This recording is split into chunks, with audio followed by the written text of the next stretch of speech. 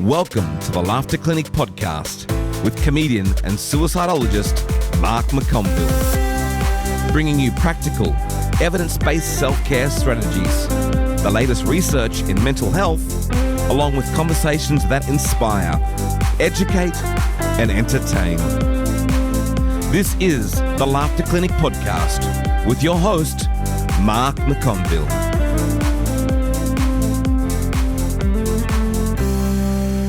All right, welcome back to the Laughter Clinic podcast, my friends. Thank you very much for joining us wherever it is that you are in the world. I hope that you are healthy and happy and everything is good for you.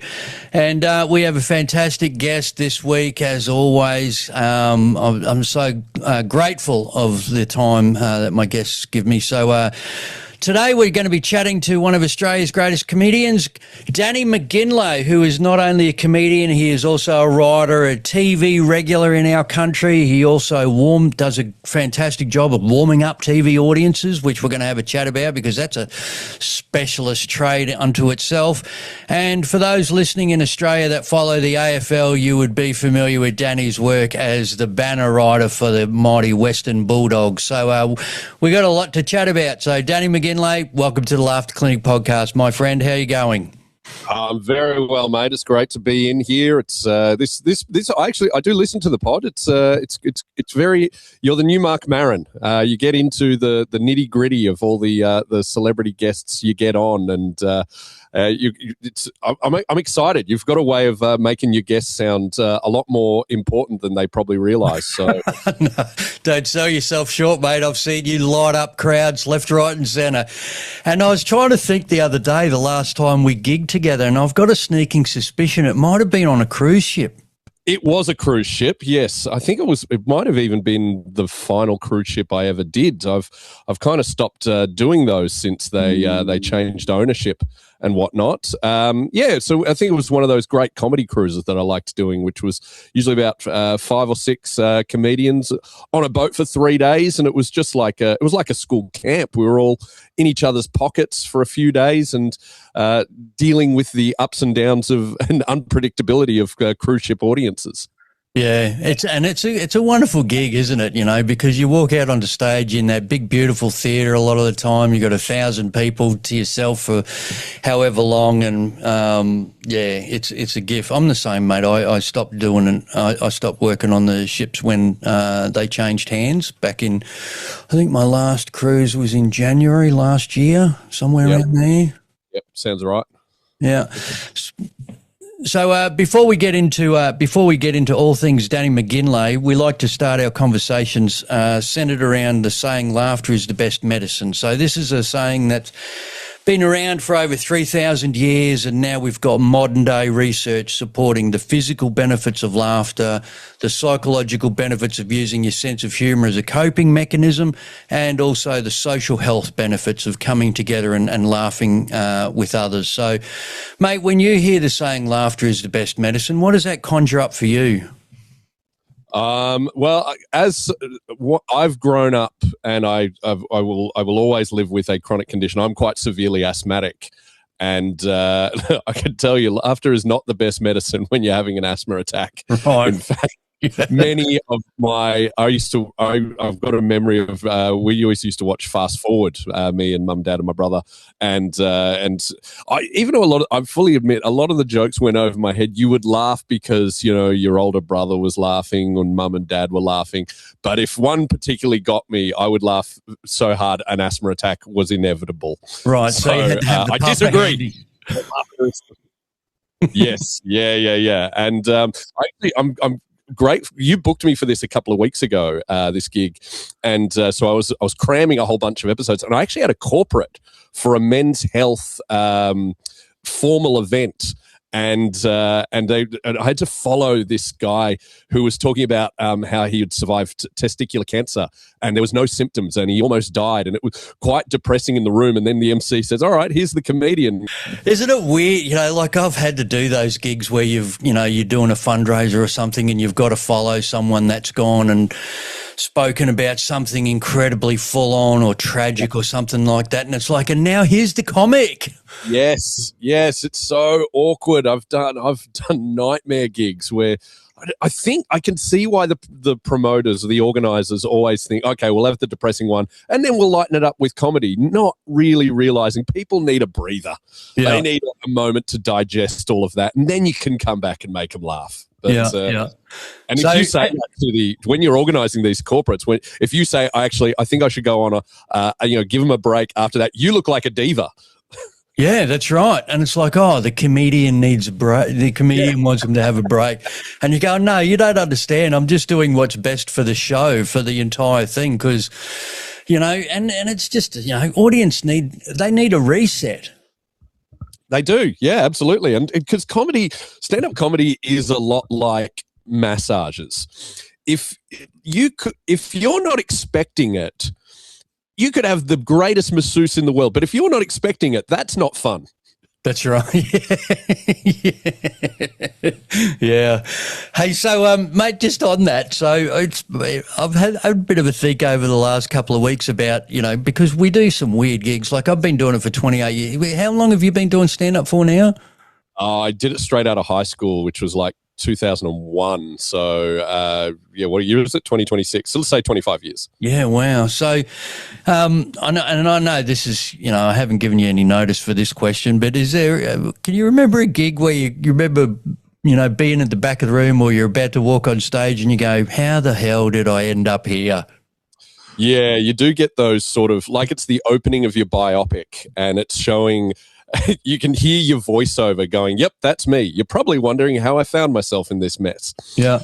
What other weird gigs? I mean, yeah, we've done so many. One that comes to mind now, I did a gig at a strip club in London.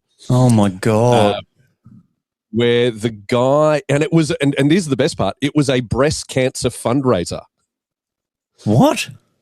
Okay. Yeah, for some reason, the Hang club on. So was you were doing stand up in amongst female strippers. there was, what was it? God, it was a few years ago now, but it was early in the night, so it was about 8 o'clock, and they got a few comics on. So the strippers, the dancers, the performers, whatever the correct term for them is, had started their shifts, but they weren't doing the pole dancing shows yet. And this was a club called Stringfellows, and it was owned by a guy called Peter Stringfellow, and he emceed the gig. Right. And you can imagine what a London strip club owner, he was quite, I think he's gone to God now, he's dead, but he was quite an old school sort of guy, and he was telling some bawdy jokes, and I just remember he brought me on by saying, now remember, we're here, this is a very worthy cause. It's a very worthy cause what we're doing. Nobody likes lumpy tits. Here's Danny McGinlay. Oh, Jesus.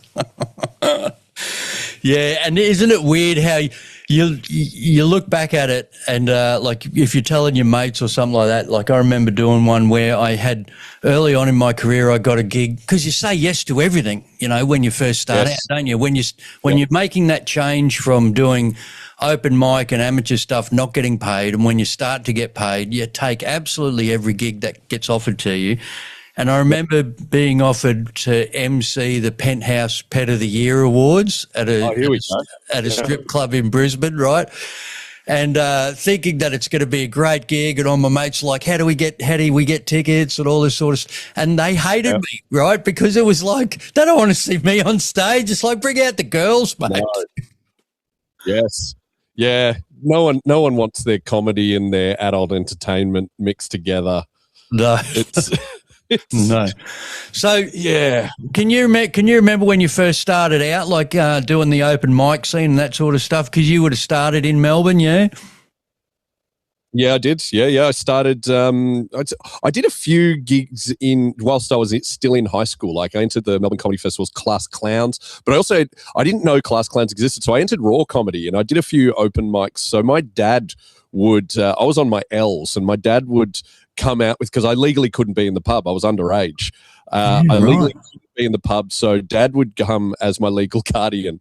And first, I only did about, let's say, a dozen gigs before I turned 18. But so my dad would come in, and he watched the show the first couple of times. But open mic amateur comedy is god awful 90% of the time, and it has to be. It thins the herd, because if it was easy from the get go, everyone would do it. But so my dad came and watched the first couple of shows, but then we'd go to this pub called the Star and Garter in South Melbourne, which is now the owners of that opened the Comics Lounge, which is one of the greatest comedy clubs in the whole world.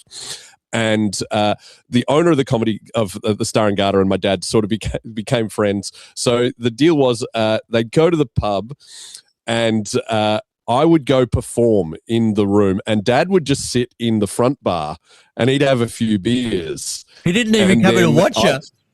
No, he did not want to sit through amateur comedy, And so, but then I'd drive him home because I was on my L's. And yeah, right. And even though, that was illegal, like you're supposed to, if you're, driving with an L plater, you're supposed to be, under 0.05 as well. But Dad had a few beers and drive him home, and it was actually beautiful memories. we bonded. He'd ask about the gig, and we'd usually stop for some McDonald's or something, and it was great fun. So that was, I was always known as the young kid, but then I turned 18 and didn't need Dad there, and people would always ask, "Well, is your dad driving you home tonight?" Things like that. So where did that drive? Well, I guess the drive, but where did the thought come from that you wanted to give stand-up comedy a crack at such a young age, mate? It seems like such a big step to make for a young person to want to jump in and start doing stand-up. So was there something that spurred you to want to do this at such an early age? I don't think I could have done it any other age. I think I needed the blind self-confidence that only youth has. I think if I'd waited, I would have realized all the reasons you shouldn't do it. But comedy was very big in my house. My dad would listen to the Goon Show on BBC. Like, it was on Radio National every Saturday, and I'd hear him laughing in the kitchen while he made us breakfast. And we grew up watching it, as I said. Fast forward as a family, we'd watch a lot of British sitcoms. Dad introduced me to Monty Python. Comedy was very big in our house, and also making people there was a bit of growing up. There was a bit of alcoholism in the house, and times things got a bit vibrant and stuff. And I realized the ability to make grown-ups laugh was a good way to avoid getting in trouble sometimes. So it was almost a defense mechanism that I learnt, and I found a way to monetize it. Yeah, well, that's cool. So was there a moment when, most comics, when you're making, like we were talking before about that switch from doing open micers and amateur stuff and not getting paid to getting like your first paid gig and starting to get a few paid gigs. Was there one moment you reckon that you look back at and you think to yourself, that you started to go, I could actually make a living out of this. This could turn into a career for me? No, because as I mentioned, I had the blind self-confidence of an 18-year-old white heterosexual man. So at no so it was always going to be a career. Yes. Yes, at no point. I'd say there were only, I could count on one hand the number of times I thought, oh, maybe this isn't for me. But I just was filled with absolute self-belief. And even if you've have a rough gig, you were like, okay, what I do wrong? Okay, let's fix that. Let's do it. So there wasn't a moment where I thought I can do this. There was just occasional moments of maybe I can't. And yeah, and now, I mean, what do we say? I've been going 25 years. I don't know what else to do. So if you weren't doing stand-up, is there a career that you go, oh, I could possibly have a crack at that? Yeah. Well, I mean, I wanted to be an AFL footballer, but the severe asthma and lack of skills took care of that. Right. No, I do know one job I have thought about if the apocalypse happens and we're all living in a post entertainment world and everyone's got to pitch in. I have noticed at my local butcher shop there is a lot of laughter. There's a lot that, I don't know if it's just specifically my butchers, but they just seem to be having a great time. They're there hacking up meat, bantering with each other. And I think I'd love to be a butcher, if anything else. But since I don't have any butchery skills or anything, I guess I'll keep doing stand-up. Well, it's lucky for us that you are, mate, I tell you. So when you first started out and you're doing these open mics and going into the professional ranks, did you have some mentors, comedy mentors down there? Who was influential in your learnings? I started at the same time. I remember when I entered Raw Comedy, there was another bloke backstage who was a couple of years older than me, and he was really good.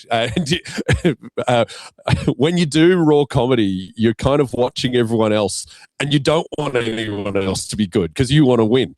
It's it's a very selfish, insecure thing. And I was a bit annoyed at this guy because he was very good, and I saw him as a threat. But I saw him at a couple of gigs after, and he was quite friendly to me, and we developed a very good friendship. And anyway, he now has hosted his own show on ABC for the last 10 years, and I was best man at Charlie Pickering's wedding, and he was at mine, and Charlie was a real influence.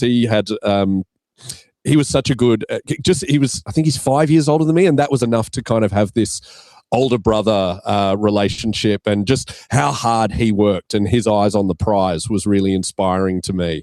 So Charlie was always a great one, and we're still mates. I'm going on his radio show this week. But then there was some other older comics who offered advice and stuff. There was a bloke called Adrian Kalia, who was a quite well-known comedy director down here, and he directed a few of my shows, and he was always good for teaching me some crafting things and giving advice after. If he'd seen me bomb, he was quite good at telling me, not in a mean way what you did wrong, just like all right, I would maybe next time try this, but then also building up the confidence, going, but you know you can work hard and do better next time. So he was quite good. There was a lot of the older comics were quite nice. I mean, everyone knows Dave Grant was always good at building up your confidence and giving crafting techniques. But yeah, it was kind of everyone. I'd say Charlie was probably the best influence on me. But really, that whole community was quite good at helping out a young lad and giving advice. And you listen to some, you ignore others, and yeah. Yeah, it's interesting. I had our mate David Smead on the podcast a few weeks ago, and we were chatting about the fact that stand-up's pretty good for building resilience, because you're not learning from the gigs where you smash it. You're learning from the gigs where you're dying in the arse and you come off stage and you go, what the bloody hell went wrong? How do I fix that? Yeah, and I'd say one thing that's is bad for me about doing stand-up this long is I'm quite impatient now with when I do something. I'm so used to getting immediate feedback. They either laugh or they don't, and it's black and white whether it went well or not. So I've actually in the last few years done a bit of I'm trying to get a bit more serious acting work, and I've done a bit of Shakespeare, done a proper dramatic play at La Mama Theatre down here, and I always walk off stage and I'm like, I have no idea if they liked me or not. And even when I'm up there, and because of the way I look, I'm usually playing the villain. Usually, I did that La Mama play. I played a World War I veteran with PTSD. And I did there was a lot of monologues talking about how, hard it was being a rat to Tobruk, and, mistrust of foreigners and stuff. And up there talking, and there's a voice in my brain going, they're not laughing. What's wrong? Oh my God, they're not laughing. And there has to be another voice going, they're not supposed to be laughing. Shut up. Isn't that interesting? Wow. So, mate, I didn't know that. That's pretty cool that you've been going down that road, because, I don't know, I think you know this, that I started doing stand-up as a result of, because I trained as an actor for 3 years, and they and did, Shakespeare and all that sort of stuff myself. And I remember back in the day, the teachers at the acting school were talking about the risk, the difference between feedback, like you're talking about as a comedian, because they said, when you're an actor and you're on stage and you're doing a play, you're doing your soliloquy, you don't, a lot of the time you don't you don't know if the audience is into it or not. You're just doing your thing. Whereas with stand-up, that feedback, like you said, is instantaneous. If they're not laughing, you're not getting it right. And that takes a bit, and that's why, some actors are intimidated by comics. Yeah, well, It is a lot harder. I fully admit that. Like, doing the reason I want to do more serious acting is it's easier. It's someone else has written the words for you, and if you're doing a movie or a TV show, you stuff it up, you can do it again. I would love to do that with stand up. Just cut. Yep, cut. Forget that. Okay, we're going again. It'd be brilliant.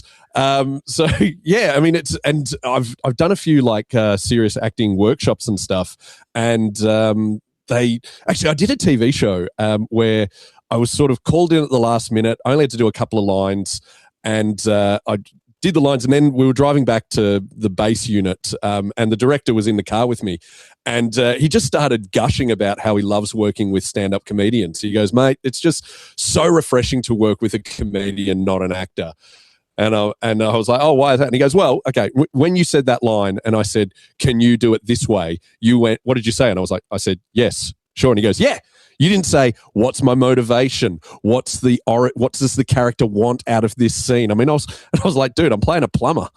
What I wanted to do was fix the pipe." He's like, "Yes, you get it." Oh, hey, how did you find getting your head around the language of Shakespeare, mate? Because that's a whole other language, isn't it?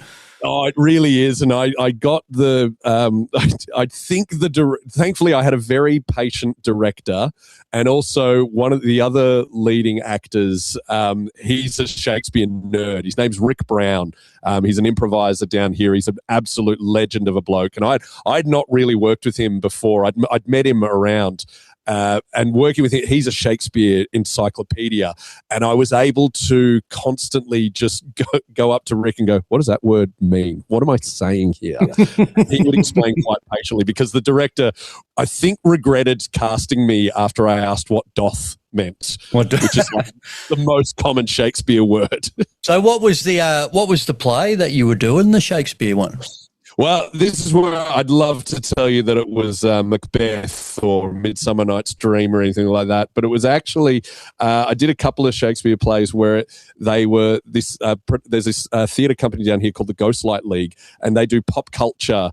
They did a trilogy of pop culture Shakespearean versions. So my first Shakespeare play was actually Shakespeare Aliens, the film Aliens done as a Shakespearean tragedy. I love that. That is so cool, you know, and I know there'll be purists, you know, that go, "No, Shakespeare," but I think it's important that we've got creatives in this day and age, you know, bringing that language to a new generation in different formats. You know, I think that's brilliant, and it would have been a lot of fun.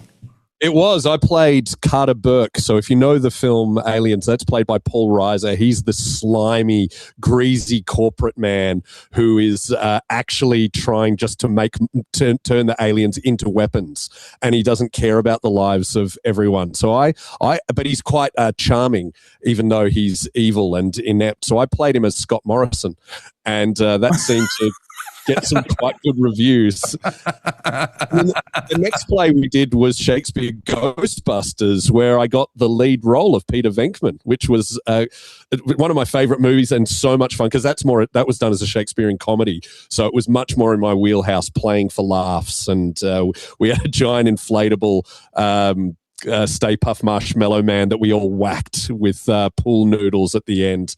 Brilliant. And that was glorious. Yeah. You see, you know, I don't know if there's been at the recent comedy festivals, but I know that a few of the comedy festivals, there's troops doing Shakespeare stuff as part of the comedy festivals.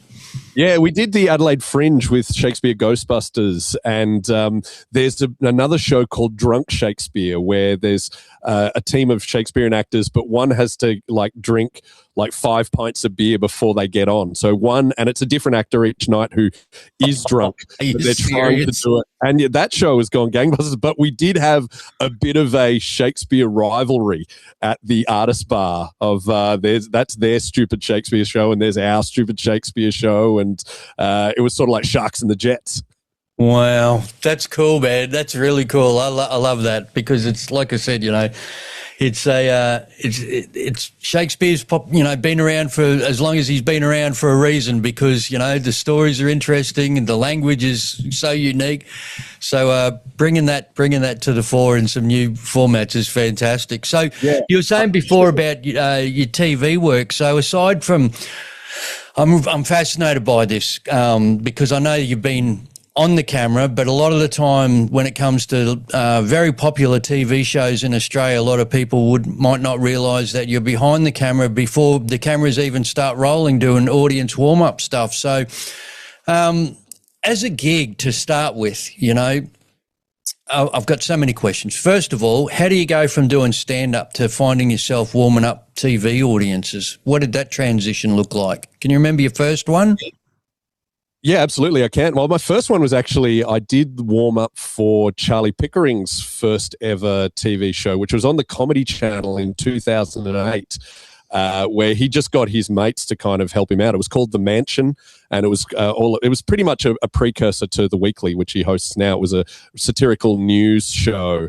And I remember, he had 8 episodes, and I got a call after the first episode going, "We've just realized we don't have an audience warm-up. Can you do it?" And I'm like, "I've never done it before, but sure. All right, I'll give it a go." And then about 2 years later, I did a show at the Comedy Festival, which was a live cooking show with stand-up. So that was called just Food Dude, and it was... that came from when I was trying to write stand-up. I kept procrastinating by trying to cook elaborate meals. And because I love cooking, it's my hobby. And then I realized a way of avoiding it being procrastinating was try and mix comedy and food. So I did a live cooking show. And then there was a TV show called The Circle, which was a morning show, like a Today Show, Sunrise type thing, but and it was Chrissy Swan and Denise Drysdale and a few others, and they got me on to do a live cooking demonstration from my comedy festival show, and that went pretty well. But they realised that I was pretty good at impro and keeping the ball in the air and whatnot, and they needed a warm-up guy. So they asked me, I got a call the next day from the producer, and I'm like, I'm going to get a regular on-air role here. And they're like, "Can you do warm-up?" And I was like, "Oh, okay. Yeah, sure."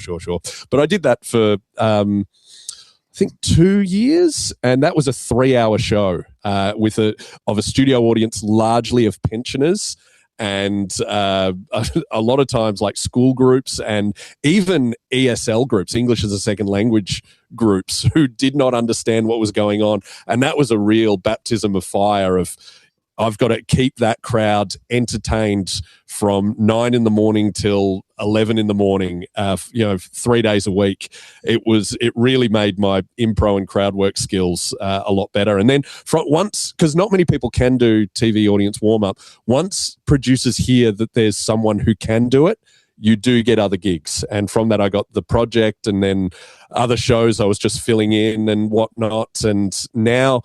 that's how it started. So yeah, otherwise I could go into many other stories. It seems like a very, like you said, not a lot of people can do it. I know our good mate in Sydney, Steve Philpy does a lot of that as well.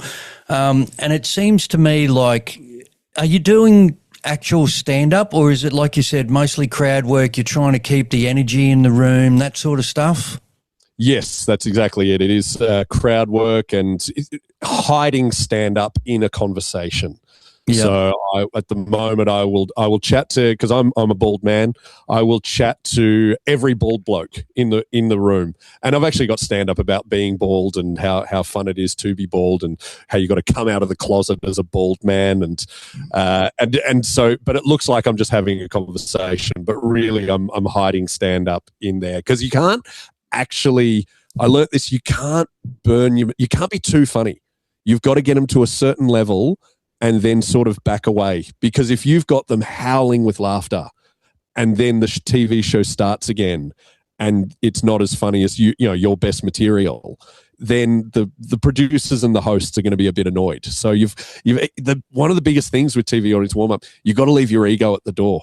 You've got to just get it ready and then let comedians with better booking agents reap the benefits of your hard work.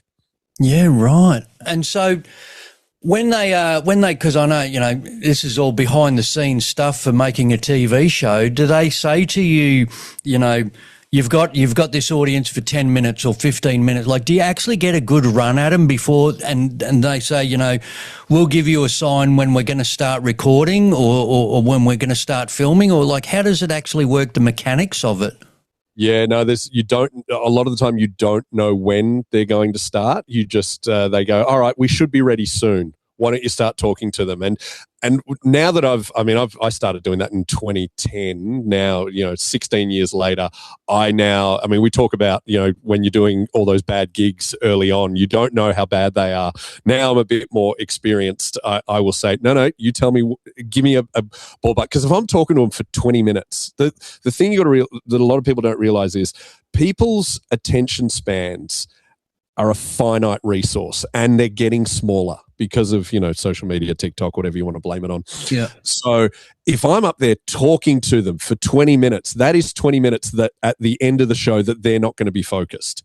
So it's really important that I don't talk to them. A few producers I've heard behind my back have accused me of being lazy because I'm not doing it for 20 minutes, but I'm doing it so the show works.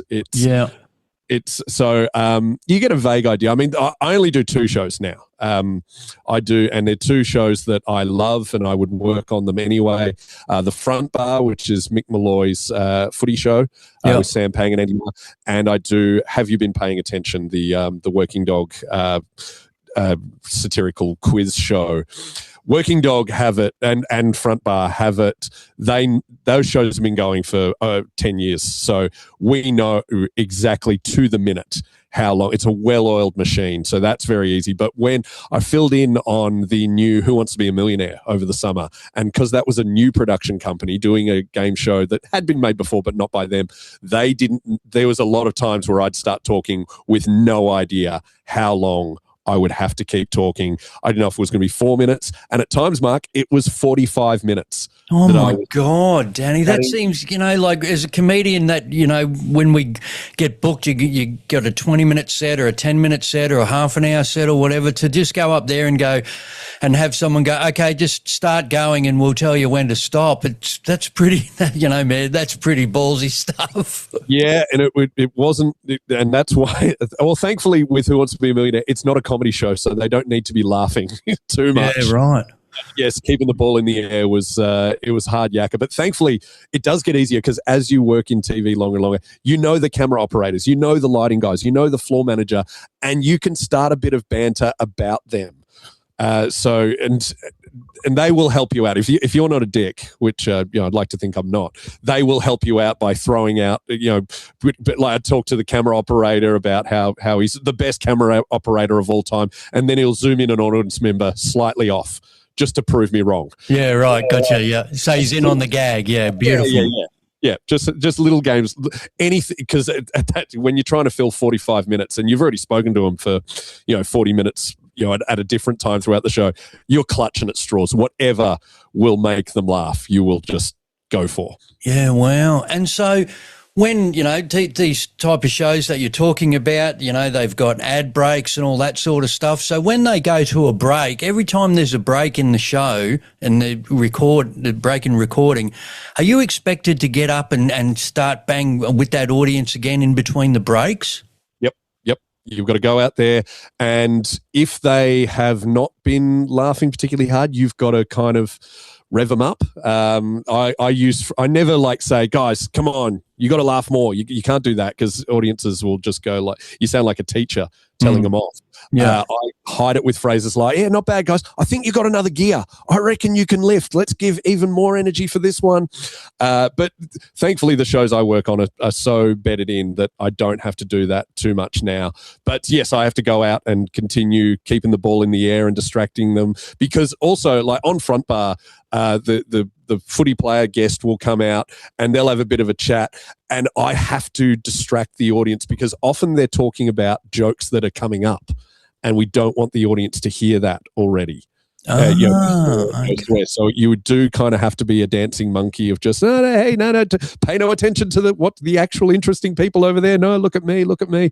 So yeah, and that is the difficult thing. And that's why a lot of people can't do it, because you got to be able to think on your feet. You have to be hyper aware of who in the crowd is really loving it, who looks a bit bored, who looks like they might even heckle halfway through. You're just spinning so many plates at the same time, and it does make you a better comedian. Like, I love playing the comedy clubs now because I can be as funny as I physically can, and I know how long I've got and can do all my best material. It really makes you appreciate that. Yeah, I bet. So when you say heck, like, doesn't seem like the type of audience that you would get a heckler at. Oh, it's very rare, but especially at the football show, a few people have a few beers beforehand, and we're talking about the Brisbane Lions, and then some drunk comedian who has a laughter clinic suddenly realizes how much he loves the Lions. And usually they're just yelling out, "Go the Lions," or whatever. Yeah. Well, I got to tell you, there has been moments where, over the years I've sent Brisbane Lions membership forms to mates of mine in the mail in Victoria. Yeah, I mean, it's very dangerous that this podcast could go suddenly just you and me discussing the ups and downs of our club. But, it will be. Don't worry about that. We're getting because I don't get to talk footy that as much as I would want to. Hey, so what sort of size are we talking for these audiences, Danny, for a TV show? Like, how many people? You got a couple of hundred in there, or? Well, it's interesting. Have you been paying attention? They purposefully choose a small studio of only about 70 people. And that How many, sorry? 70. Oh, okay. It's really not much. And that's, I think that's because they can actually be quite picky with their audience. So have you been paying attention? Actually vet their audience very strongly to make sure we get people who are good energy and can create a good atmosphere in the room. Because so many people just go and watch, and they'll just sit there passively watching a TV show, and it's like, no, you're part of it. We need you to laugh out loud and help create the energy in there. Front bar's got a bigger crowd. That's about 100 and something, 115, 120, and so that's a bigger crowd. And we filmed that pretty much live, so late at night, Wednesday, people have had a few beers, so that's more of a live show. Whereas, have you been paying attention, we have to film a bit earlier just so they can edit out any slanderous jokes that could get people in trouble. Yeah, right. So I'm always curious, how do they find these people? Like, it's not like I see advertising, come and be an audience member for this show. Where are these people coming from that come into these studio audiences? Oh, they are advertised. Like, usually when you watch, have you been paying attention to, there'll be one of the ad breaks will begin with a promo going, do you want to be in the audience? Email this email address and we'll get back to you. Okay. Maybe Mark, they're probably smart enough that they only do that in Melbourne where people can come, just so they're not getting bombarded with emails from people who live interstate. So maybe that's why you haven't seen it. But they're always up there, and on the show's social media, it's like, if you want to be in the audience, send this email. But there is a waiting list. Like, most people who are getting into the audience of Have You Been Paying Attention have been waiting 3-4 years. No way. The waiting list is over 100,000 people just to get in that show. Yeah. What? Wow. That's crazy, man. That is crazy. And what's the I want to talk about trying to warm up the Q&A audience shortly, but before we get to Q&A, what's the what's the weirdest show that you've gone, what am I doing on this show? Like, oh, man, yeah. Okay, hang on. Well, one of them is still on air, so I'm not going to slag that one off. But so I'm not the main warm-up guy of Melbourne. There's a bloke called Ben Lomas. He is the king of warm-ups. He loves doing warm-up. He does every single TV show, and if he double books himself, that's when I'll get a call to fill in on other shows. I've got my shows, Front Bar and Have You Been Paying Attention? Whereas pretty much every other show is Ben's. Like, he'll do Hard Quiz, Tipping Point, The Weekly, Spicks and Specs, Dancing with the Stars, like all of them. I'll tell you what, I did a very weird one just a couple of weeks ago. It was a TV show called My Reno Rules, which was Dr. Chris Brown, the Bondi vet, hosting a home renovation show, which, normally there's not an audience for, but it was the finale. It was the finale. Some couples had built 2 houses in Bulleen in Melbourne, and this was the judges were going to declare who won. I can't even remember how the game worked, but there was this guy called Andrew Portelli, who's this multi-billionaire crypto guy, and he gives away. He funded the whole show, and he was giving away the houses to random people who have joined his club, or I'm not even sure how it works. But I was standing in a street in suburban Melbourne at like 9 o'clock at night, in the pouring rain, with a crowd of about 200 people, all waiting to see who would randomly win these houses that people had built. And I got to say that you had to try and warm them up. I had to warm them up, but thankfully, the gig wasn't as horrible as I thought, because all of them thought they might have a chance of winning, so they had to stay. It wasn't like just randoms off the street. But I'll tell you, it was weird getting the phone call for that gig, because they were talking about how someone could win a house. The 2 houses. We're going to give away 2 houses. It's the biggest giveaway in Australian TV history, and we just need someone to talk to the crowd beforehand. Anyway, we don't have much of a budget, so could you do it for? And they really underquoted me, and I'm like, "You're giving away a house, mate. No, you will pay properly." Yeah, that's right. Yeah, fair's fair here. Yeah. Wow. So yeah, that's one of the weirdest ones that I've done recently. But I remember I did a show called Everybody Dance Now, which got axed pretty much halfway through the first episode, and it was an absolute disaster. But for some reason, it was so much of a disaster, I don't think they'd kept records of who was booked to do what show. I got paid out for 8 whole episodes, even though I didn't work them. What? Wow, that's cool. I think they just wrote it all off. So in Australia we have how would you describe Q&A, do you reckon? How would you describe that show? If you had to describe that show to, because we got listeners all around the world tuning in, so how do you describe Q&A, do you reckon? I think they have a British equivalent called, I think it's just called Question Time. But you get a bunch of experts and there's usually about 5 or 6 politicians or experts in a specific field, and then they will talk about whatever issue they're talking about. Say it's the economy, they'd have the federal treasurer on, they'd have the shadow treasurer, which is the other parties, and then there's some economists on there, and they would talk about tax reform or whatever. But then the audience ask questions. And then and ultimately then the politicians argue.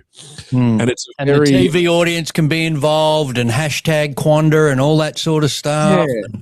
And so, they tour that show. Well, that show is recorded in different cities, so, different people can ask that. And yes, I was occasionally asked to warm up for it in Melbourne if Ben Lomas couldn't do it. And man, I actually enjoyed it. It sounds like such a tough gig to warm up that audience, Danny. Well, yeah, but you got to remember, Mark, this is a very serious TV show. So it's not like I have to get the audience to a place where they're laughing all the time. Yeah. I just had to distract them whilst the politicians were on. We're getting ready, and look, often you know when you start a show, you'll just be like, "Who's ready for a good night?" And then the crowd cheer and everything. I would always start the Q&A with, "Who's ready to get sanctimonious?"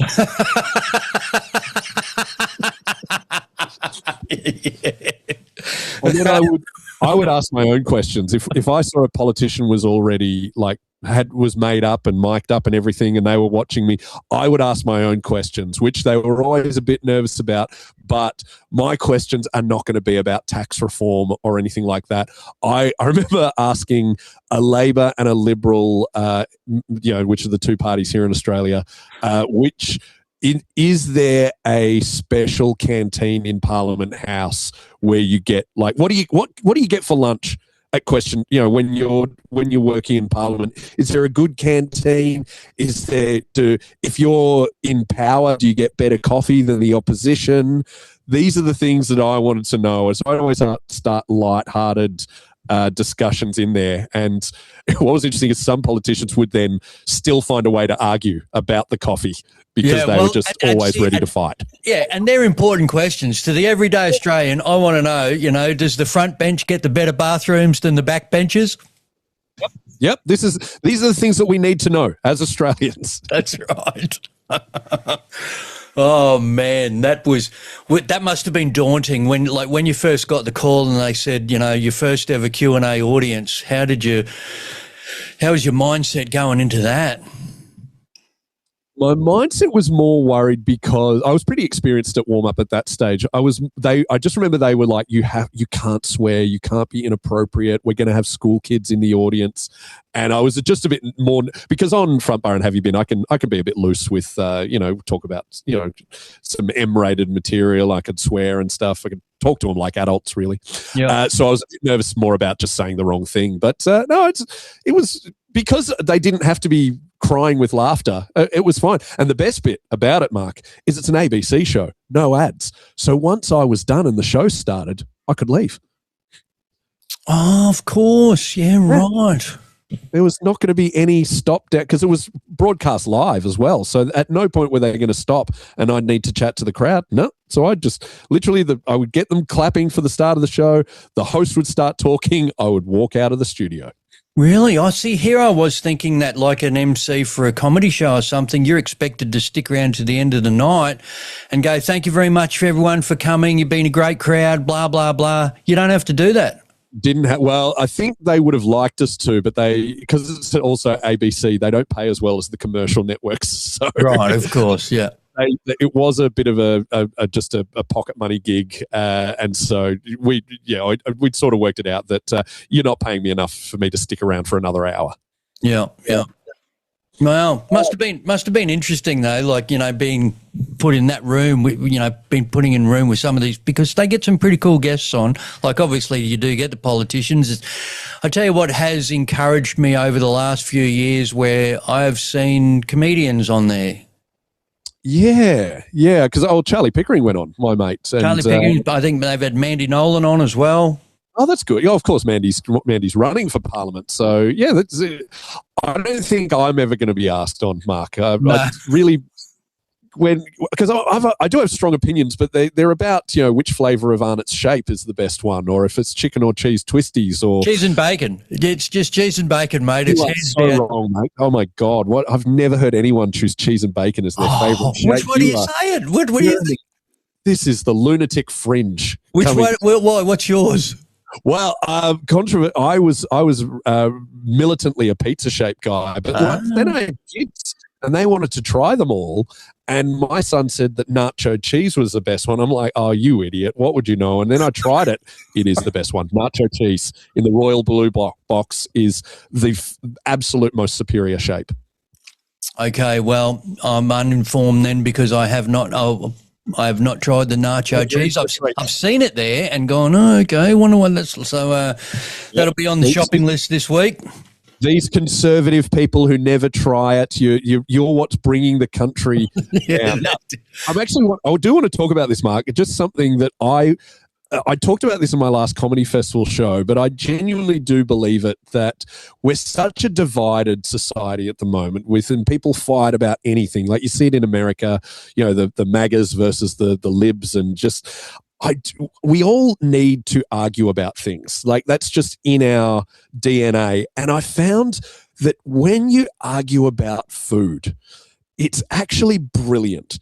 Because no one's right, no one's wrong, and you can get so aggressive. Like I did a shift on 3AW, which is a right-wing talkback station here in Melbourne, and they only direction they gave me was they said, I thought they were going to tell me that, because they do have right-wing politics, they're going to say you should bag out the unions and blame immigrants and stuff. And I do not agree with that politically.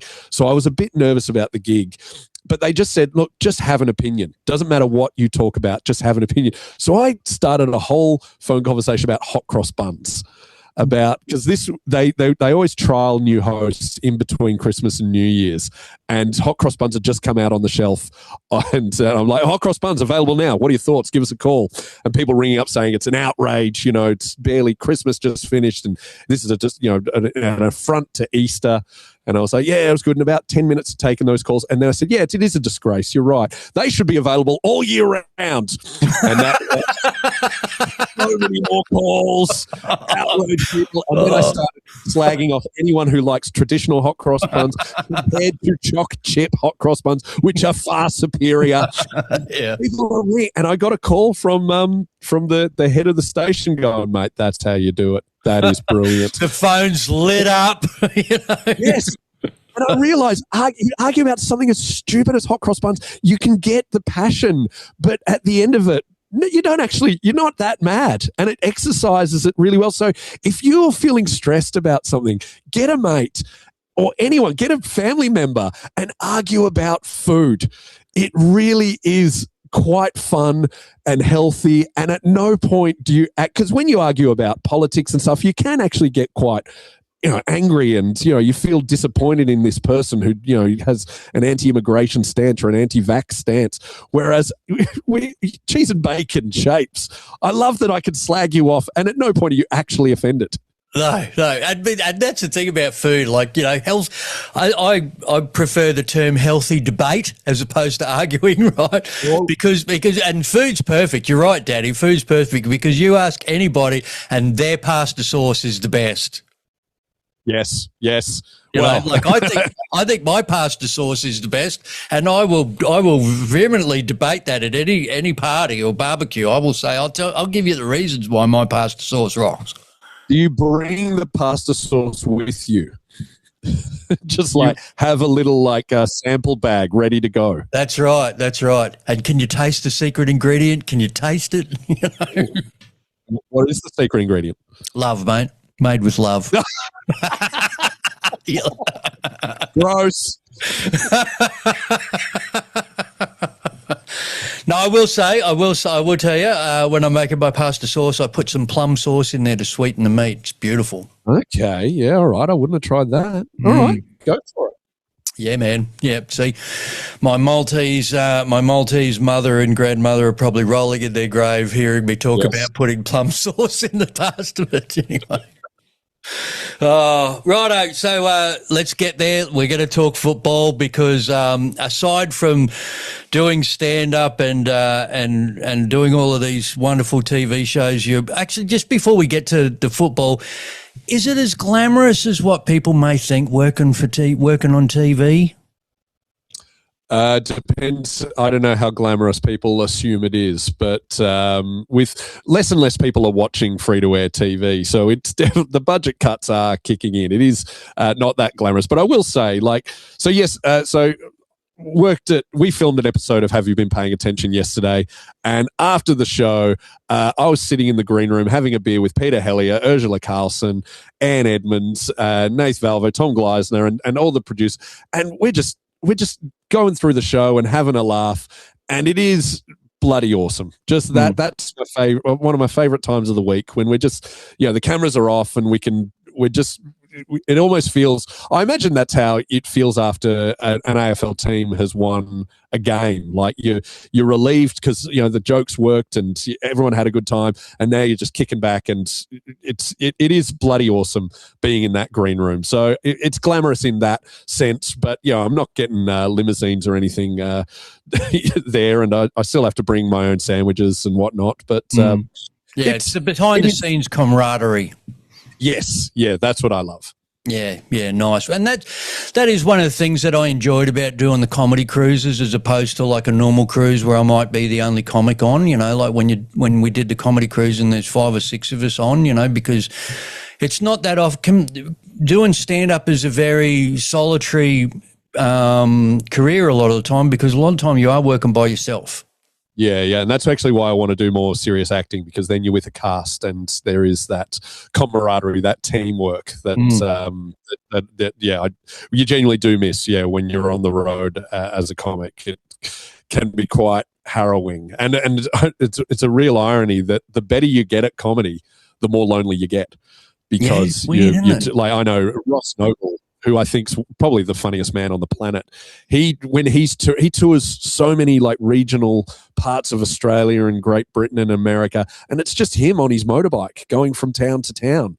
And I remember actually Jeff Green told me once that when he was touring Britain, his shows got longer and longer. Like he was only booked to do an hour in a theatre, and he was doing an hour and a half, 2 hours, and he realised it's the only time he got to really chat to people for the whole, for the rest of the 22 hours of his day, he was by himself or on the road. So it is a real irony that the better you get at it, the more lonely it is.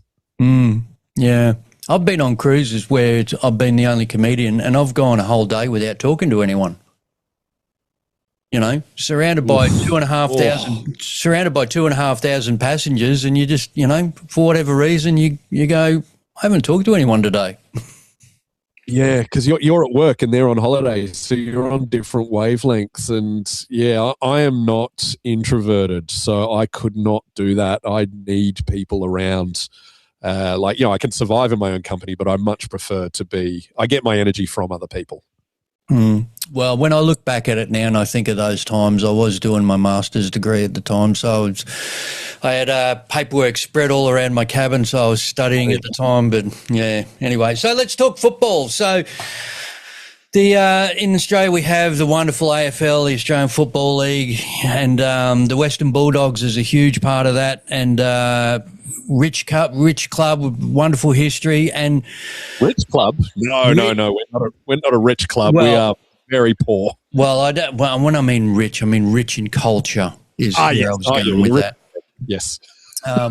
So I have so many questions about this because it's made me think, when I was knew that I was going to have you on, and I thought I'm not going to look it up. I'm going to get your take on this, right? So for those that don't know, when the AFL teams run out onto the ground, each team has a big banner that has been made up for the players to run through, and every week has a different phrase or a paragraph or sentence on the banner. Message on the banner, which is to do with, that game, what's the club's doing or who their opponent is or whatever, and the players run through it. So I was curious, do you know what the history behind the banner is, Danny? Like how did that become a thing? Do you know? Yeah, the earliest mention of a banner is, I think, in the 1937 grand final, where the fans just put streamers around the gate where the players would run onto the field. And they wanted the players to smash through the streamers kind of to show their strength. And it sort of grew from there. It is a unique thing in Australian rules football. It's made out of crepe paper and sticky tape. Sometimes it looks quite naff, but it's got sponsorship on there, and it's a real tradition. And before every game was broadcast on TV, some of them were very not fit for broadcast. There was some real and there's been ones with because we've grown as a culture, but there were ones with racist terms on there, and really, okay. There is a team called the Geelong Cats, and you can imagine the opponents would often use the word pussy in there for various messages and whatnot. So you can imagine where it was there. These days it's a lot tamer, but about 12 years ago, I randomly contacted the Bulldogs. I was writing for an AFL show at the time, and I just sort of, again, with a lot of overconfidence, I said, your banners are crap. Let me write some jokes on there. And thankfully, the Bulldogs were in a bit of a transition phase where they wanted to try new things because we've got to explain so much here, but there are, even though it's an 18-team league for all of Australia, 10 of those teams are in Melbourne because it started as a Victorian-only league and it's grown since. So, and the Bulldogs are one of the poorer clubs in Melbourne. And so for us to get any media traction is quite hard because there's bigger clubs. It's so imagine like the English Premier League. If you're in London, you've got Tottenham, you've got Chelsea, you've got Arsenal, and then there's the teams like Fulham and West Ham who aren't as big, and it's hard for them. We are like that. I always say we're the Leicester City of the AFL, right? In that we were terrible most of the time, and then we fluked one premiership in 2016, and then we were back to being terrible. So I contacted the club, and they kind of gave me a go of writing the banners, and I wrote some very dumb jokes and some political messages on there, and it got a real cult following, and then that magical year happened when we won the grand final, and I was writing the banners then, and it just took on a life of its own. I got an on-air TV gig from it. I got a national radio show. It was a real roller coaster, and I think no matter what I achieve in life, I will still forever be known for the Bulldogs banner guy.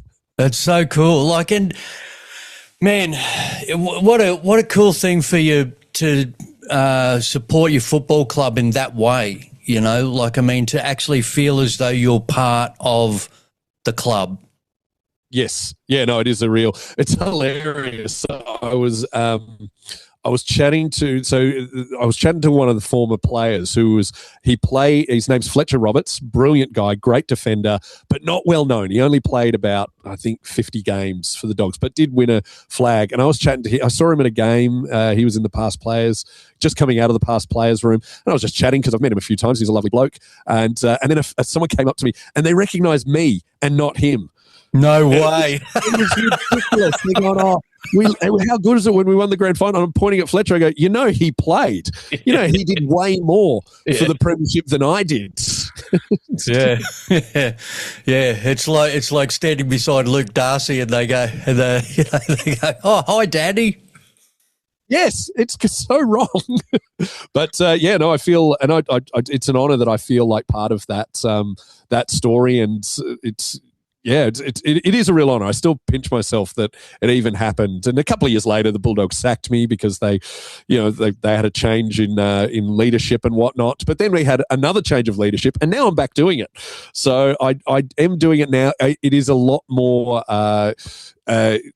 controlled by the club. Like the president herself signs off on every message that I have to make sure I don't infuriate the opposition too much. But I'm still having fun with it, and we get a few good gags on there. So, it is a very weird thing. Like when I have to explain to people overseas what I do with that element and how it's one of the biggest parts of my professional life. It's so amazing. You have to explain what Aussie rules football is, and then you have to explain the banner history, and then you have to explain where the Bulldogs sit in the pecking order of clubs, and then explain this weird series of coincidences that got me to be recognised more than a premiership defender. It's so, I wish people would just know it.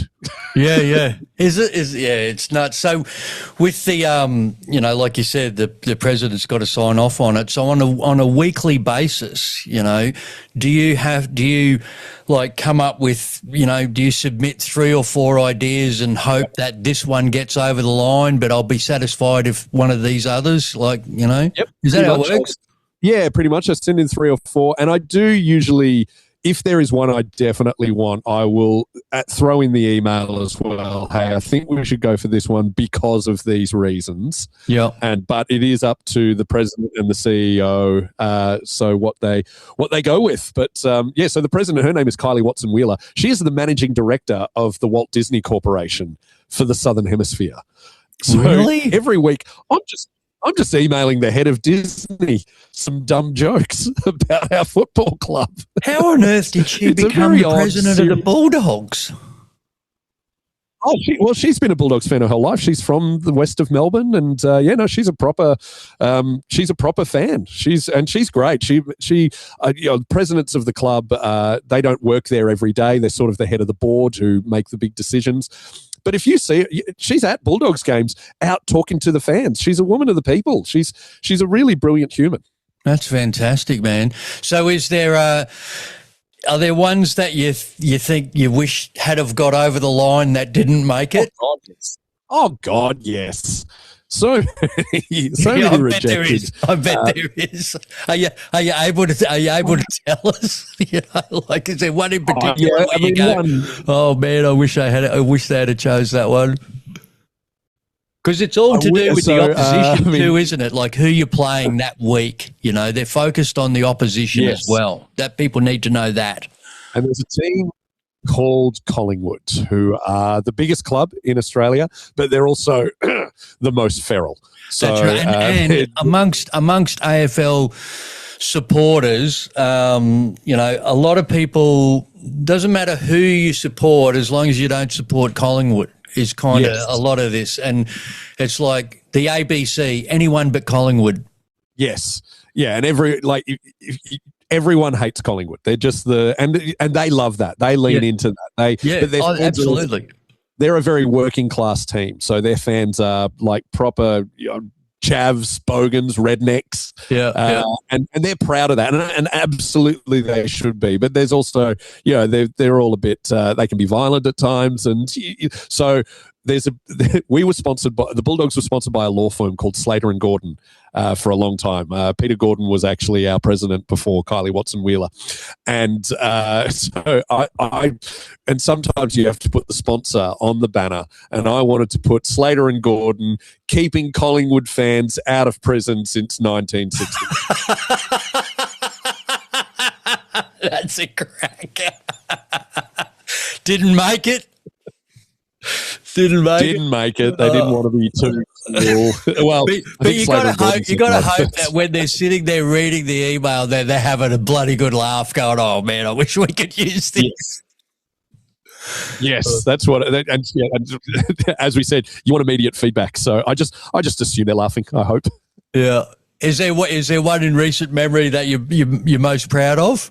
I know you're probably proud of all of them, but is there one that sticks out in your mind that that was an absolute cracker? I'm proud. Where did that come from? Yeah. I love when I can get a political. Actually, we did one. So there was about 10 years ago, a team called Hawthorn were dominant. They won 3 premierships in a row, which is pretty much unheard of in modern AFL because it's quite an equalised game. And Brisbane Lions have done it. They have done it. And you're the only two teams this century to have done it, and you might do it again this year. That's right. But it is very rare. And the thing is, Hawthorn are they've got a big fan base, but they are sort of different to Collingwood. They are rich.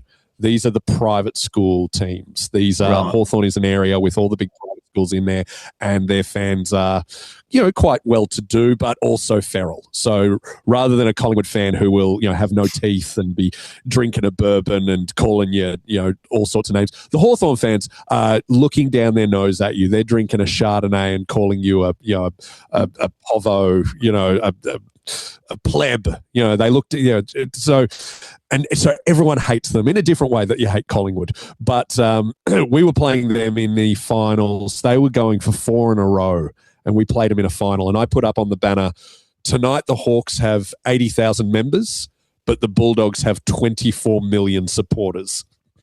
Oh, nice. Yeah, that's a good one. That's a cracker. I'm proud of that one. Yeah. Yeah, nice.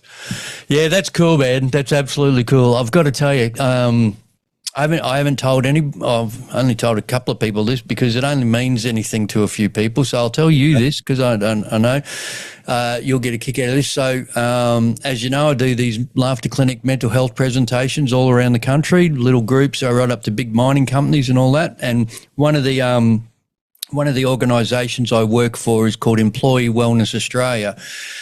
Stephen Wood's his name, and so he runs employee wellness programs for different organisations all around Australia, and I've actually done gigs for Netflix for him, actually. He's had them as a client, so for the staff of Netflix. And he said to me about a month ago, he goes, mate, I'm trying to get the Brisbane Lions as a client.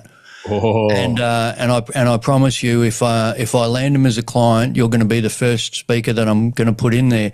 And then he rang me Friday afternoon, last thing in the afternoon, and he goes, put it in your diary, Monday, the 7th of September, you will be doing the Laughter Clinic presentations for the Brisbane Lion Football Club. Oh, Mark, that is so exciting, but also so nerve-wracking. I'm terrified already. Are you shitting? Like, and if you had seen me on grand final day when I had to do a gig, right? I had to do a gig on grand final day last year after we won our second flag in a row. And I got hammered. I got hammered watching the game, and then I had to do a gig. I had to MC the sit down that night, and I walked on stage and I just said, I've got no business being up here, you know. And I'm like, how on earth am I going to go and do a mental health presentation to the footy club? So 7th of September. That's finals. I know, man. I know. So. Will the players be there, or will it just be support staff? I don't know yet. I'm going to find out all the details in the coming weeks. So I don't know the nuts and bolts of it. But he just said to me, he goes, "You are doing this presentation for the Lions Football Club." Mate, okay.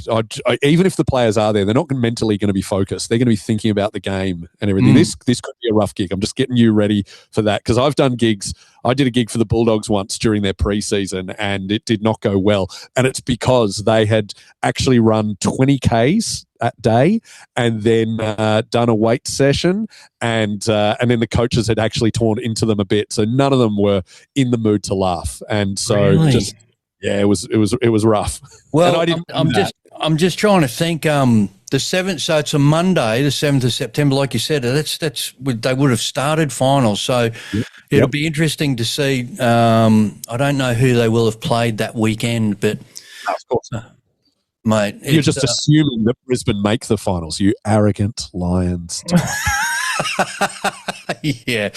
Well, the beauty is that, you know, it's a mental health presentation with a bit of stand up in there. So, you know, I'm talking to him for an hour about looking after himself, self-care mentally and that sort of stuff. So, mate, I view it as an honour. It'll be a big thing. And he's, you know, Stephen said, he goes, mate, I'm going to drive you up there. We'll get a heap of photos. It'll all be great. And I'm just like, I've already started shitting myself over this.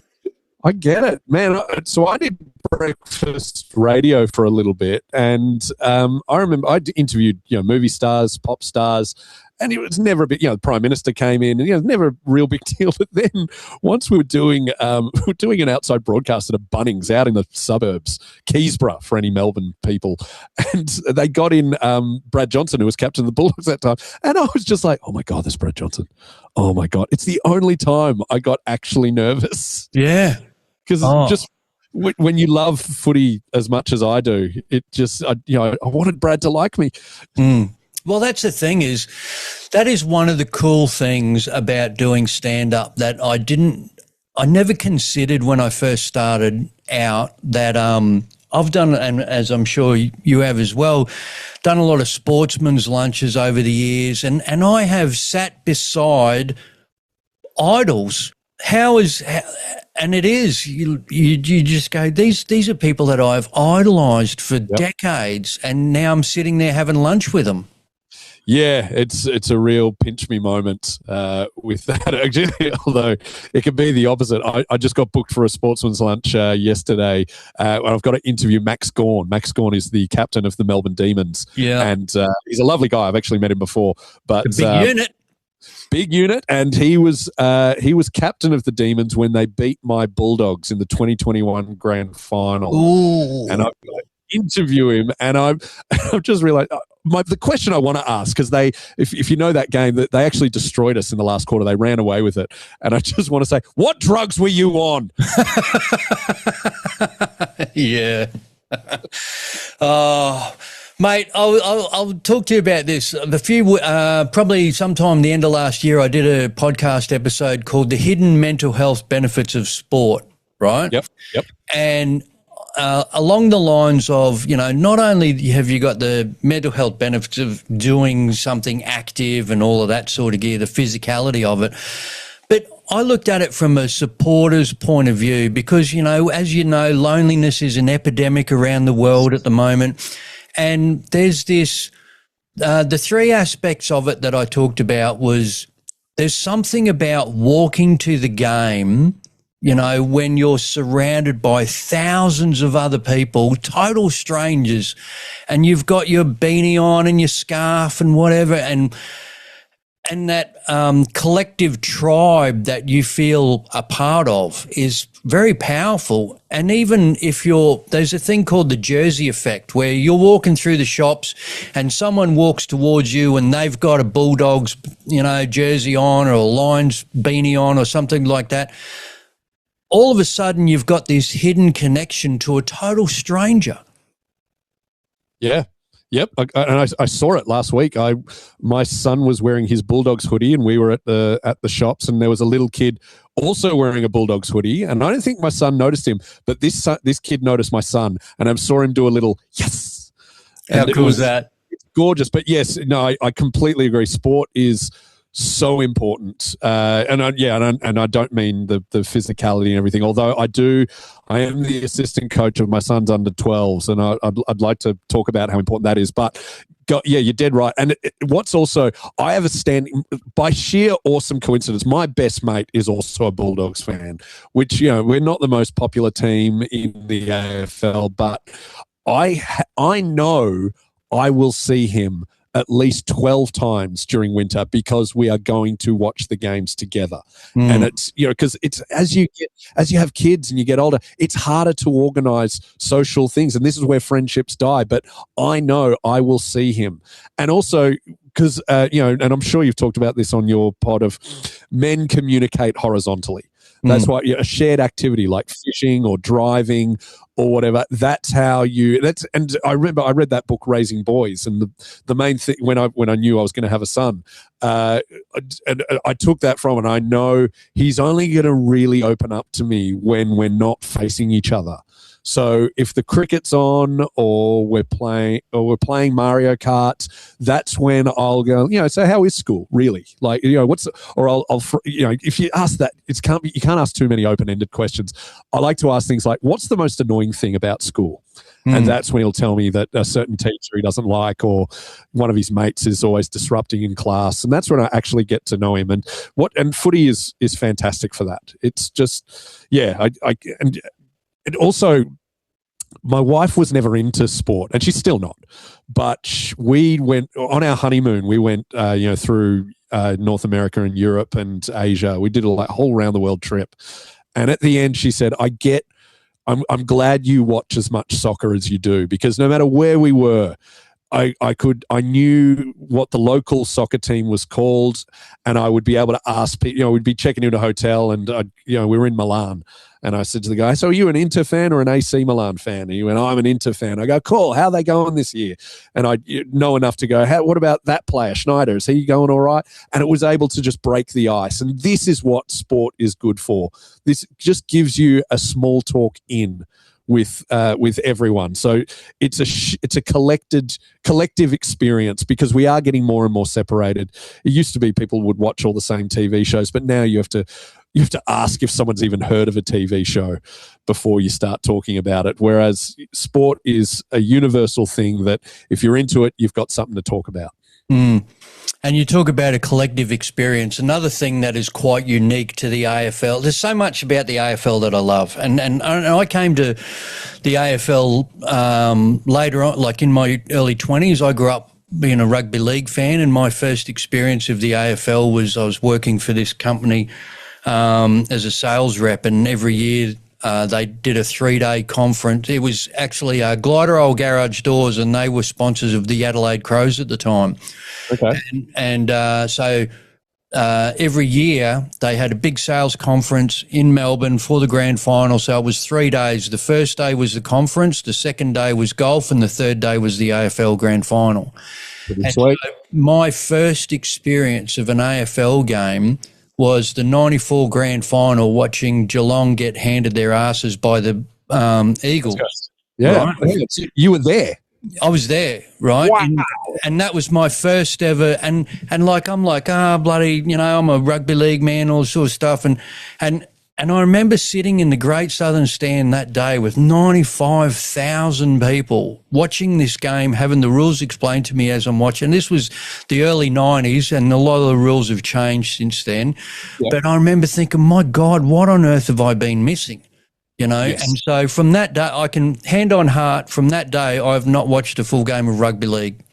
Right? Oh, wow. I came back and I got on what were the Bears back there, the Bad News Bears. Yep. And I've been a supporter ever since. But there's another thing that's unique about the AFL in Australia is the song. Every team has their song, and you talk about a collective experience. I know you would have experienced this. There is something about being at the game, like when I've been at the Gabba and you've got 35, 40,000 people and you are all singing this song together. Yep. Man, it is goosebump stuff. Yeah, it's almost meditative, isn't it? Like you go in, it's cosmic. You're all, and it would seem so weird to anyone looking from the outside. But yes, every club has its own song, and you sing it when the team comes out. And if you win, you get to sing it again. And that is a real, like the siren goes, you're cheering, you hug your mate, and you both sing that song. And the songs are terrible. Let's not. They're not. I mean, Brisbane's is actually all right. Brisbane have got to the tune of the French national anthem, so there's some good passion there. Ours, the Bulldogs one, is based on an old sea shanty, but you still are there. Just you sing it, and there's little asides in there, like there's add-ons that people do, little woos halfway through. It's magical. They don't do that in rugby league, do they? No, I don't think so. Yeah. All right. Aussie. If you don't think you like Aussie rules, I do just recommend go see a game live. It makes a lot more sense. My wife, once she saw it live, she's like, "Oh, I get it. I see where the strategy is and whatnot." And she'll come to one game a year. She's not that passionate about it. But I've been to one rugby league game live, and I thought it would be, because I'm being a Victorian, not really into it, but I got free tickets to see the Melbourne Storm. And I thought, I'll see it live and it'll be even better. It's way worse live. Everything happens in a kind of little 1 square meter thing of action that you cannot see. So, I'm not a rugby league fan at all, but go Queensland. There you go. Go the Maroons, Queenslander, right? Yeah. State of origin. So, mate, I want to talk about your connection with Ukraine. You're talking about your wife there and the fundraising that you've done over the years in relation to, or in recent years in relation to, what's been going on over there. What does all that mean to you, mate? Yeah, so my wife is Ukrainian, and we went to Ukraine on our honeymoon and did a day tour of Chernobyl, which I actually wrote a stand-up comedy show about. But then it came out in 2020 when COVID took over, and it's never really been the right time to bring back a show about a nuclear disaster. So it's still on the shelf. I might do it sometime. Yeah. But yes, when Russia invaded in 2022,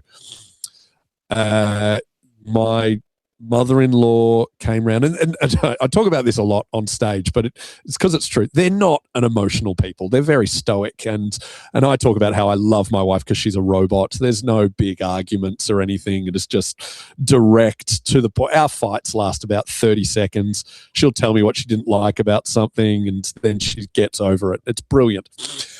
But when Russia invaded, my mother-in-law came around and we were watching the news coverage of the tanks rolling in, and they both were openly crying, which I've never seen before. Because, Russia and Ukraine have got a long history, and it's like, my family's Irish. We don't like the English because they've invaded several times and whatnot. And so knowing that their most hated enemy was now violating their country in the worst possible way, it was horrible. And so I, right then and there, just decided, what can a comedian do apart from put on a fundraiser show? So I contacted the comedy festival. I said, can I have a venue? And they went, absolutely. They bent over backwards for us. And tickets sold out overnight. I did one in Brisbane last year. I'm hoping to do another one this year, which I'd love to book you for, Mark. And we raise money for the Ukraine Crisis Appeal, which is a charity that helps ultimately build orphanages and help families who have lost people rehabilitate. So it's not going to fund weaponry or anything, but it's fantastic. Although I will say that a lot of Ukrainian Australians come to the show, and they're not a good crowd. They are. Oh, really? And stoic. They love the show, but when they're watching, they're just watching, and they don't really laugh. My father-in-law came to a comedy show once when I first started dating his daughter, and he sat right up the front of the Comics Lounge, and everyone was coming backstage going, yeah, they're a good crowd, except for that one guy. He's not laughing at anything.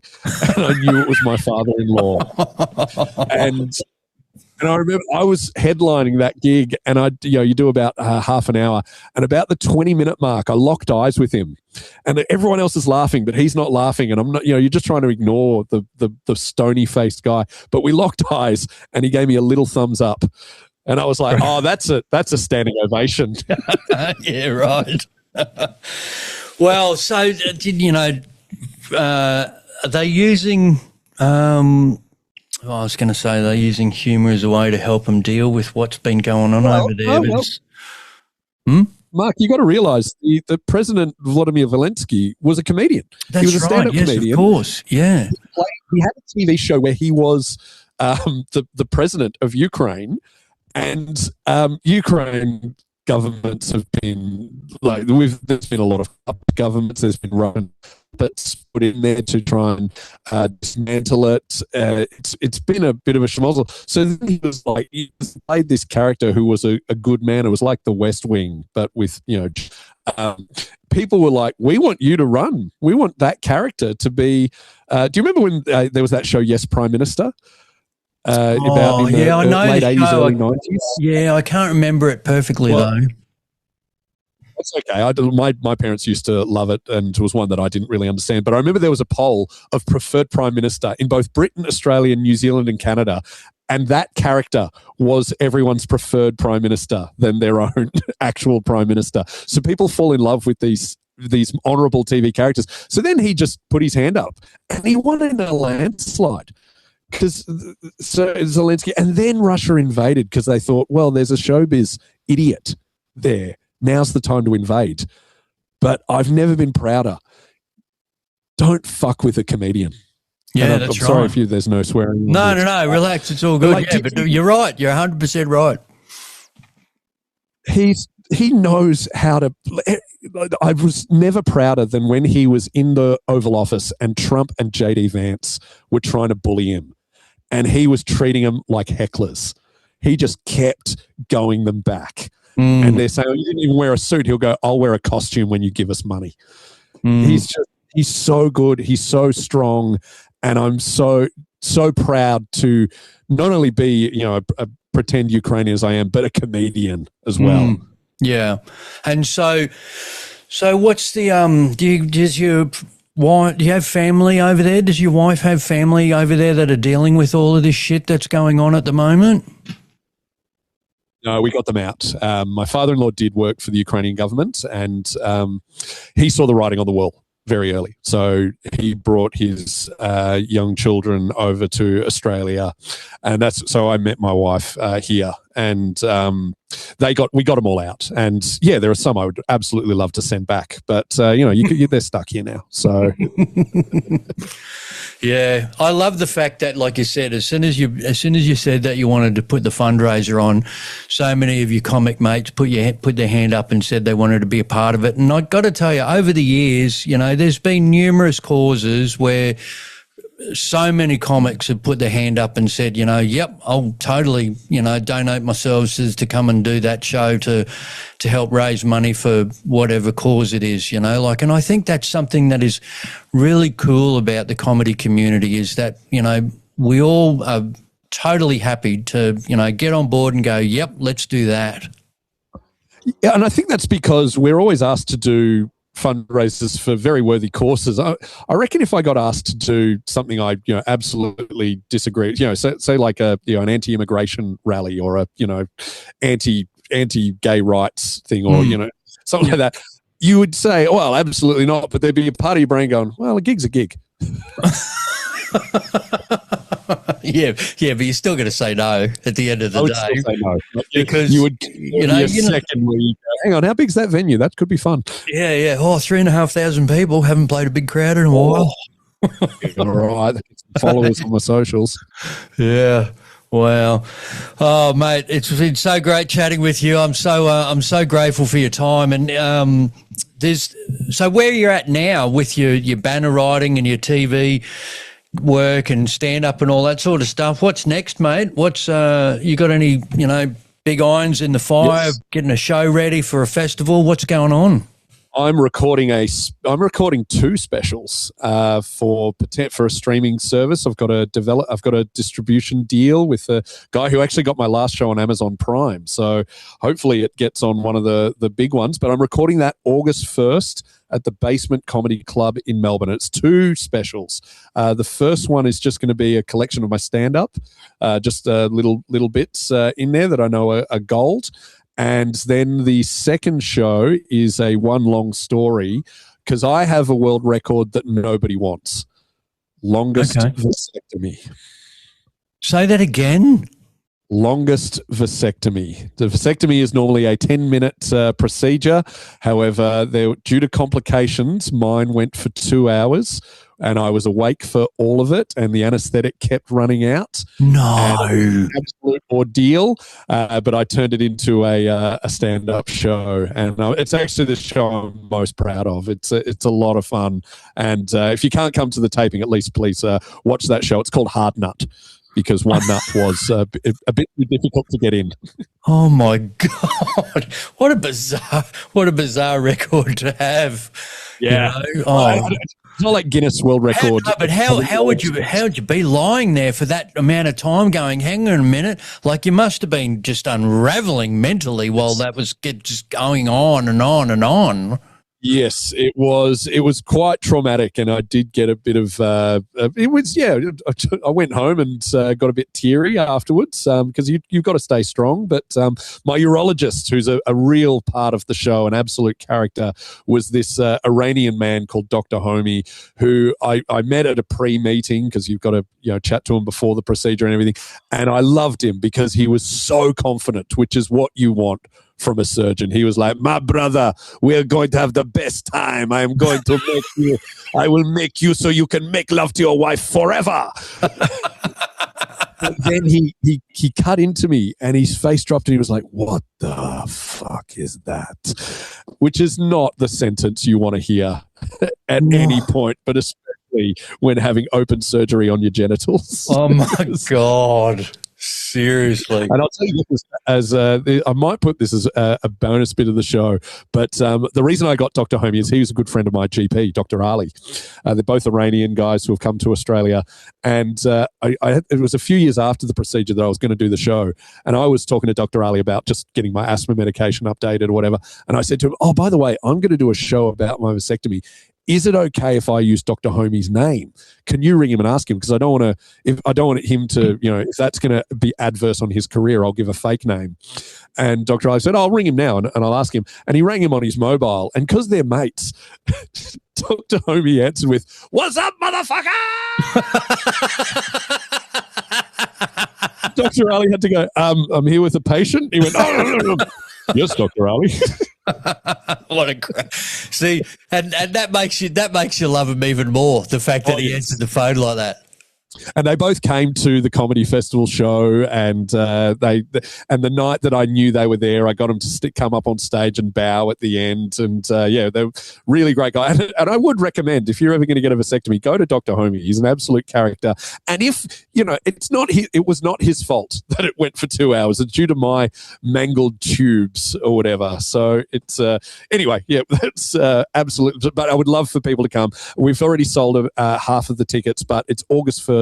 Basement Comedy Club, which is, I think, the best comedy club in Australia because the ceiling is low and everything just sounds fantastic. Yeah, cool. So when in the show notes, is there a link that people can go to, for the Melbourneites to get tickets and stuff? Where do I send people? Yes. I will text that to you. I will. It's also in the bio of my Instagram, which is the key to everything these days. So that's what I'm working on. I'm also I'm still working at front bar and have been paying attention. I'm also the coach of my son, the assistant coach of my son's under 12s. Yeah, and let's talk about that, because there's nothing funnier than watching little kids run around trying to kick a footy. I got to tell you. Oh, no, there's a couple of lads I reckon could go all the way. There's some real skill in there. There's one particular kid who I love so much, Jack. If he could win a Brownlow if he doesn't kill himself first. And I don't mean in a suicide way. I mean he just runs at the ball face first so often. At times he's copped feet in the face and he'll be bleeding from his face. And you go, Jack, you got to come off. And he's got blood all over his face. And he looks at you and he goes, why? Yeah, he's just fearless. He's fearless. Pain-free, and he's a magical child. But what I've done this for a few years now. They're under 12s. I've had them since they were under 9s. It's so important because my father's actually a theologian, and he has watched religion just become more and more irrelevant in this country, which Dad will fully tell you is a good thing, even though it puts him out of a job. But he's pointed out to me that local clubs are the new churches. It used to be every Sunday you'd go to mass or church or synagogue or whatever it was, and that's where you'd see your community and you would talk and find out what's going on in the week. But now it's your local footy club or sports club or whatever. And it's fantastic. It really does build the community, because I see these parents and I see these kids and I'm watching them grow up, and then you see them down the shops or you drive past them in the street. And it is so important to have community these days. I mean, it absolutely will help prevent suicide and help your mental health. It gives a sense of belonging and a tribe, and that's so important these days. If you've got a child, can't recommend enough. I mean, of course, I love footy, but whatever they love, and get involved. Even if one of the kids, his name's Tillman. His dad is from Germany. His English is pretty good. He knows nothing about footy, but he is there helping out every week. He's been the goal umpire. He will do anything, even though he fully admits, I don't know what's going on. But he's there. He's having a good time. Isn't that great? I love that. That's what that is one aspect of it that, like I said about the tribal mentality and being part of that feeling of belongingness. But that's another thing that I think the AFL, I know we're harping on about it, but I think that is another thing that the AFL does well is grassroots footy. Yeah. It's really important. It's interesting when if people say that soccer, football, round ball football in Australia, the grassroots fund the Socceroos.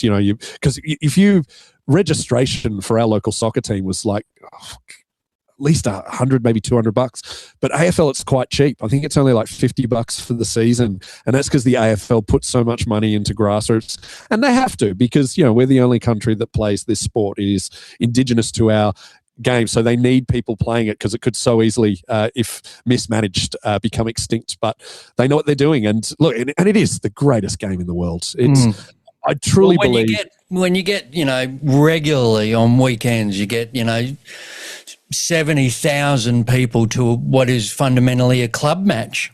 Yeah, and it's.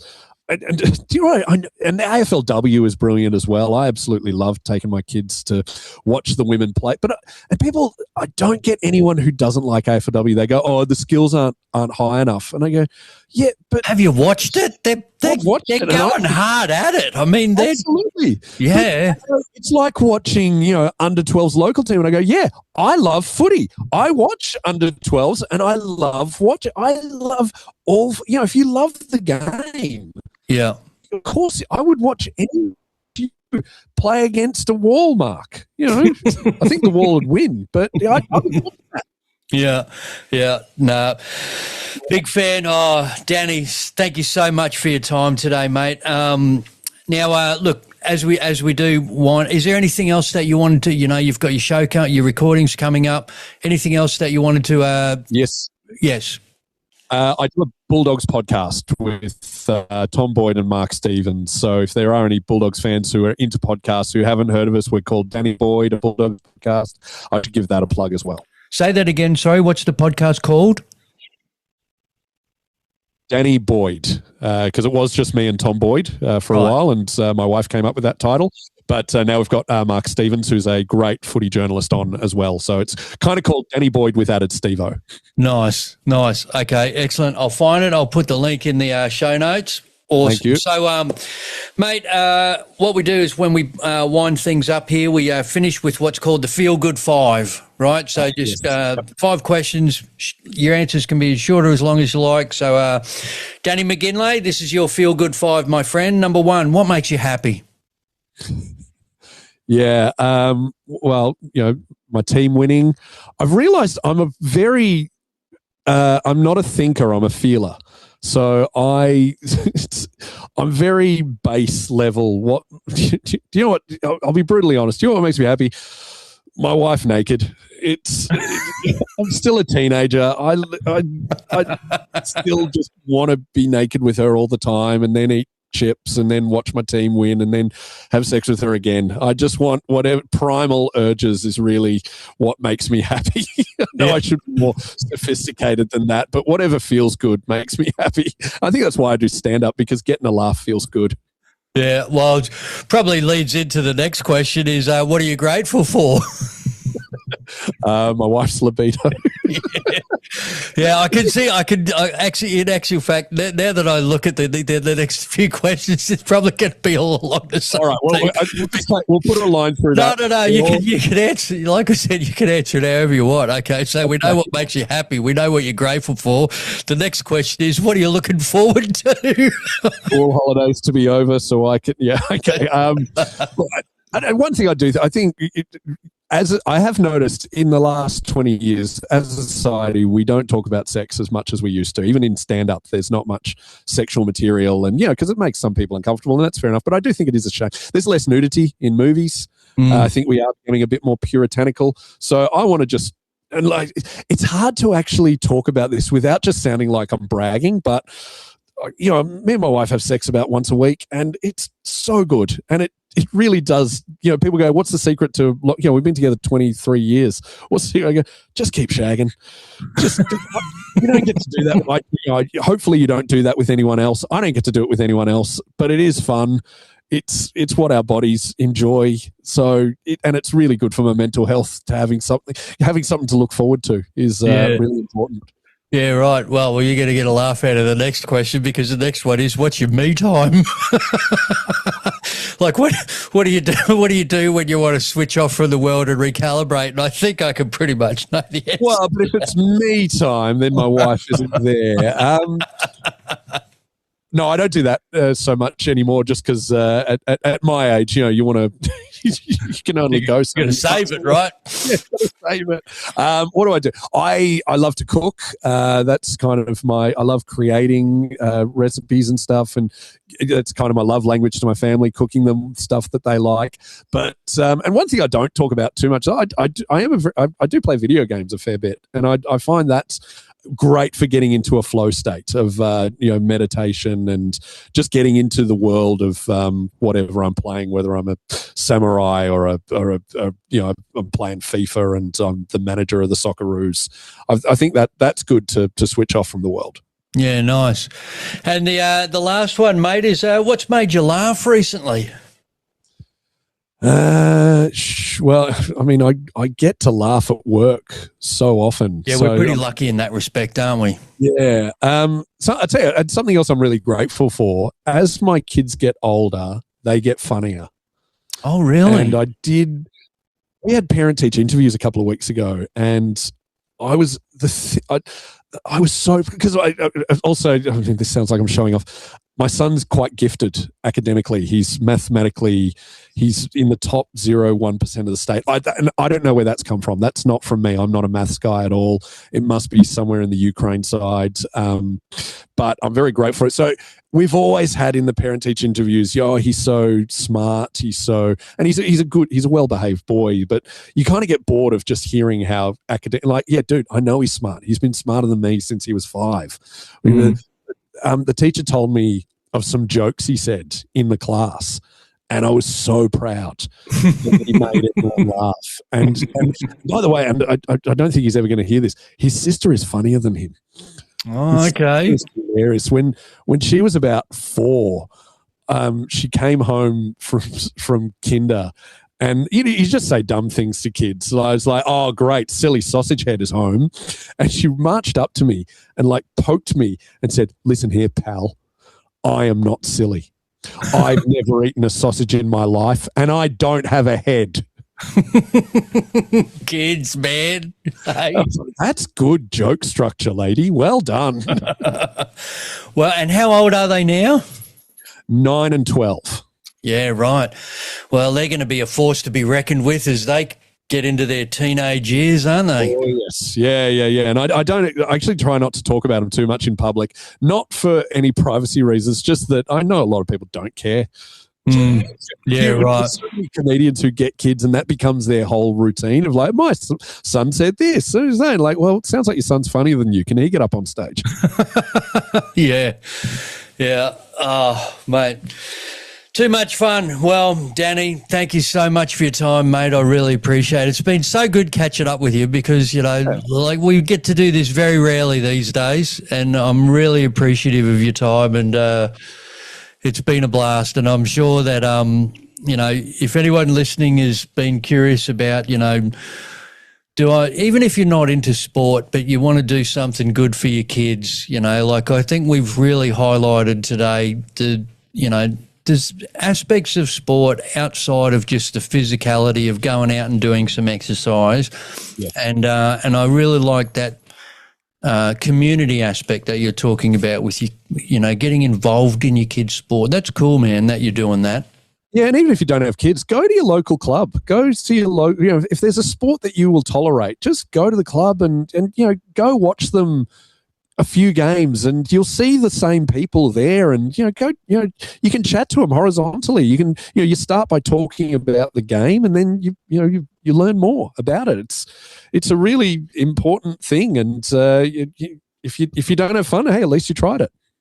Yeah, well, we need that sense of community more and more now, especially, given the fact that so many people are suffering from loneliness and sport's a fantastic way to combat that. So I really appreciate you highlighting that, mate. So, Danny McGinlay, you're a gem, mate. Thank you so much. I hope we get to gig together sometime soon. And for our listeners, no matter where it is that you are listening, as always, we really appreciate your time in tuning in. Hope that you are healthy and happy. And as always, please be kind to yourself and be kind to those around you. And we'll talk to you next time. Thanks for tuning in. Danny, see you soon, mate. Thank you for listening. The information contained in this podcast is for educational and entertainment purposes. It is not intended, nor should it ever replace advice received from a physician or mental health professional. Want more info? Visit thelaughterclinic.com.au. If you enjoyed the episode, please share and subscribe. Thanks again for listening to the Laughter Clinic podcast with your host, Mark McConville.